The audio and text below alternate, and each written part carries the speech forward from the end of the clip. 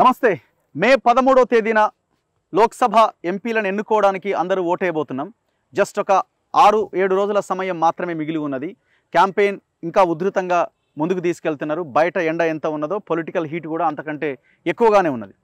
So నేను ఒక కీలకమైన ఇంటర్వ్యూ, ఇది చాలా డిఫరెంట్ ఇంటర్వ్యూ అని నేను చెప్పొచ్చు.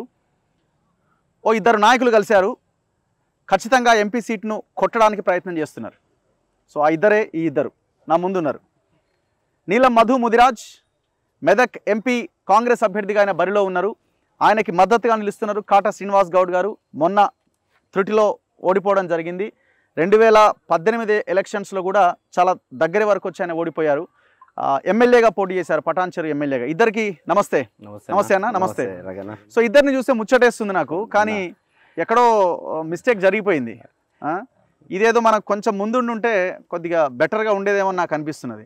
యంగ్ లీడర్స్, సో ఇద్దరు కూడా.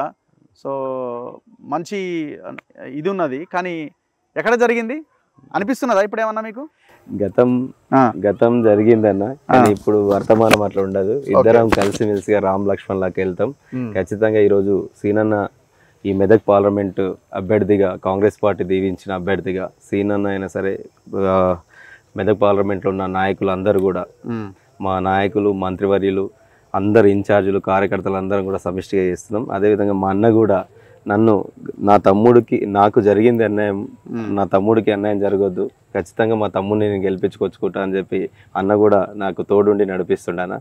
నేను ఖచ్చితంగా రుణపడి ఉంటా.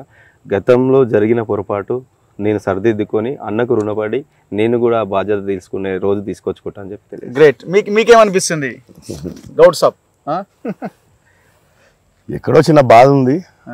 ఆ బాధలో ముందే అధిష్టానం కూడా ఇద్దరిని ఇదే విధంగా కూర్చోబెట్టి మాట్లాడి ఉంటే ఈరోజు పటాన్చెరు నియోజకవర్గం కూడా మనం కాంగ్రెస్ పార్టీ కైవసం చేసుకునేదని అనిపించింది. అయిపోయేది. ఇంకా ఇద్దరం కలిసి ఇంకేం లేదు, సూర్యమేత ఇద్దరం ఒక దగ్గర కలిసి ఇంకేం లేకుండే, వన్ సైడ్ వారుండే. కాబట్టి అది కొంచెం పొరపాటు జరిగింది. నా ఒకటే సింగిల్ లైన్లో నేను ఒకటే చెప్పదలుచుకున్నాను అన్న. నా వ్యక్తిత్వం ఎలాంటిదంటే, నాకు అన్యాయం జరిగిపోయింది, నేను నాశనం అయిపోయినానంటే ఎదుటోడు కూడా ఏదో నాశనం కావాలనేటువంటి వ్యక్తిత్వం కాదు.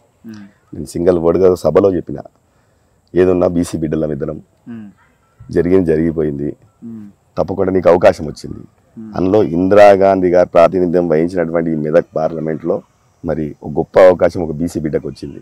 కాబట్టి దాన్ని నిలబెట్టేటువంటి బాధ్యత ఇంకో బీసీ బిడ్డకు ఉంది. కాబట్టి నేను తప్పకుండా సంపూర్ణంగా సంతోషంగా నీకు మద్దతు చేస్తున్న మదన్న అని చెప్పి నేను బయలుదేరడం జరిగింది. జిల్లా రాజకీయాలను శాసించేటోళ్ళు కదా మీ ఇద్దరు, ఒక రకంగా మీ గ్రిప్లోకి వచ్చేది జిల్లా ఇవాళ వస్తుంది అన్న.